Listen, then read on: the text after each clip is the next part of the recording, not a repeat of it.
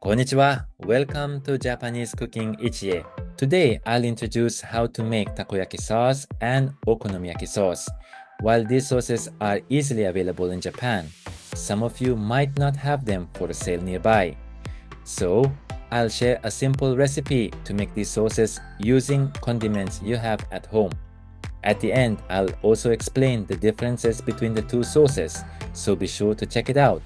Don't forget to subscribe to the channel. Now, let's get started. First, let's make the takoyaki sauce. Put the following ingredients into a bowl. 4 tablespoons of tomato ketchup,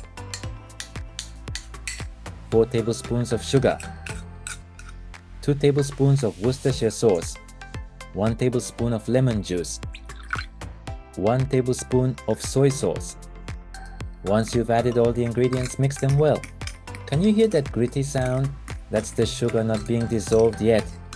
Keep mixing until that gritty sound disappears. Once it's mixed well like this, your takoyaki sauce is ready. Next, let's make the okonomiyaki sauce. 3 tablespoons of tomato ketchup, 1 tablespoon of soy sauce, 3 tablespoons of Worcestershire sauce, 1 tablespoon of sugar, 1 tablespoon of honey.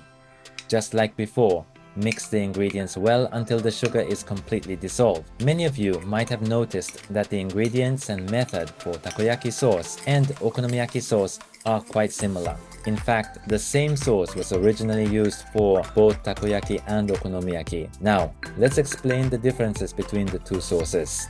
As you can see from the ingredients, the takoyaki sauce, which contains lemon juice, has a stronger acidity. This acidity helps to balance out the greasiness of the takoyaki and enhances the flavor of the dashi. On the other hand, the okonomiyaki sauce uses honey, which adds sweetness and thickness.